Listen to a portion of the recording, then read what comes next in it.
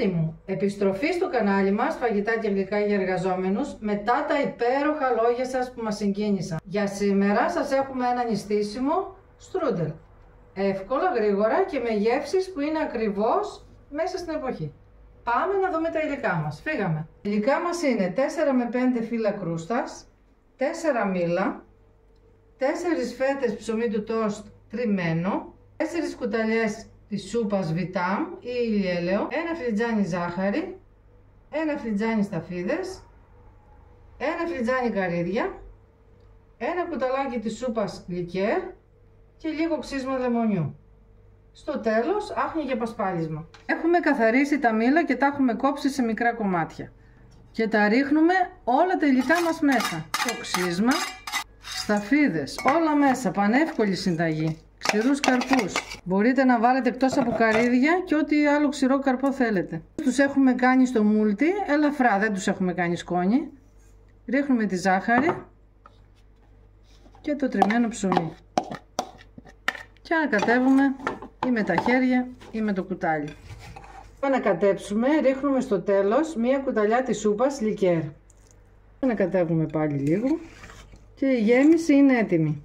Παίρνουμε το πρώτο φύλλο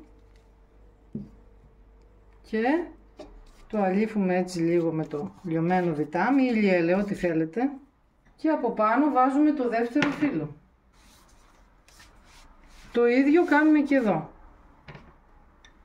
Έτσι θα κάνουμε όλα τα φύλλα. Έχουμε βάλει τη μισή γέμιση, διότι τα μήλα μας ήταν πολύ μεγάλα.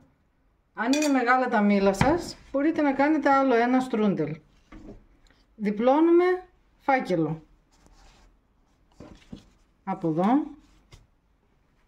από εδώ, γυρνάμε. Να το. Το έχουμε βάλει στο ταψάκι μας. Λαδώνουμε λίγο, περνάμε από βιτάμ την πάνω πλευρά. Έχουμε βάλει λαδόκολλο όπως είδατε. Έτοιμο. Το ψήνουμε στους 200 βαθμούς, προθερμασμένος φούρνος 5 λεπτά, μεσαία σχάρα στον αέρα, μισή ώρα περίπου. Και αφού κρυώσει, τότε θα πασπαλίσουμε με ζάχαρη άχνη. Ανέτοιμο φίλοι μου, πασπαλίσαμε με άχνη και πάμε να το κόψουμε και να το δοκιμάσουμε. Κοιτάξτε τι τραγανό που είναι. Κοιτάξτε φίλοι μου, ένα τέλειο στρούντελ. Έχει λιώσει το μήλο, είναι λίγο ζεστό ακόμα, θα τα αφήσετε να κρυώσει κι άλλο. Και σίγουρα από γεύση είναι τέλειο. Υπέροχο, τέλειο, φοβερό, ελαφρύ, με ιδιαίτερη γεύση και άρωμα. Σας ευχαριστούμε που ήσασταν μαζί μας για άλλη μια φορά. Αν σας άρεσε, μην ξεχάσετε να μας στηρίζετε με ένα like, σχόλιο και μια εγγραφή.